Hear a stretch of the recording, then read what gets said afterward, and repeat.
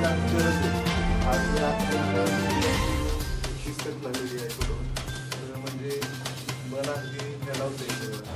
महाराष्ट्र. मी अनिल गुजर, शिवसेना तालुका सातारा. आज आम्ही इथे कलेक्टर ऑफिसला निवेदन देण्यासाठी आलो आहे. निवेदनाचं कारण असं की आज महाराष्ट्रामध्ये उद्भवलेला ओला दुष्काळ त्यामध्ये सातारा जिल्हा सुटलेला नाही आहे. 8 जिल्ह्यांचा, महाराष्ट्रातील 8 जिल्ह्यांचा पाहता 8 जिल्ह्यामध्ये शेतीतील पीकसुद्धा नाहीसं झालं आहे. राहिले घरातले सुद्धा धान्य लोकांना तुटवडा जाणवत आहे.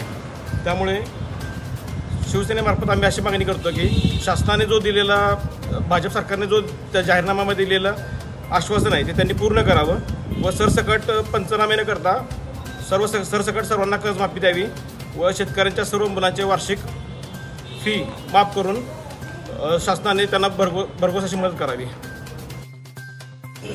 जय महाराष्ट्र. मी प्रणव सावंत, शिवसेना सातारा शहर संघटक. आज आम्ही जिल्हाधिकारी कार्यालयात आज जे आपल्या महाराष्ट्रात आणि सातारा जिल्ह्यात शेतकऱ्यांवरती जे हे आलेलं आहे, अतिवृष्टीचं जे संकट ओढवलेलं आहे शेतकऱ्यांवरती, या संदर्भात आम्ही निवेदन दिलेलं आहे.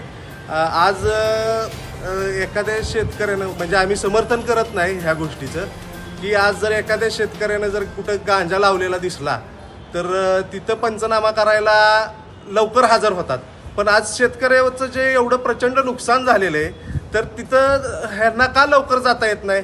ह्या फडणवीस सरकारनं अगोदर फडणवीस सरकारचा 2024ला हे होता जाहीरनामा की आम्ही शेतकऱ्यांचं सरसकट कर्ज माफ करू, पण अजूनपर्यंत ह्यांना जमलेलं नाही आहे शेतकऱ्यांचं कर्ज माफ करायला. ह्यांचं म्हणजे कशात ह्यांना पक्ष फोडण्यात हे व्यस्त आहेत. परत त्यांच्या बॉसनं त्यांना दिल्लीत बोलवलं की लगेच तिथं जाऊन त्यांच्या पाय चाटायला ह्यांना वेळ आहे आणि शेतकऱ्यांना मदत करायला ह्यांना वेळ नाही. कोण एक ह्यांचा भाजप सरकारमधला एक आमदार गेला का हो बांधावर आत्ता शेतकऱ्याच्या?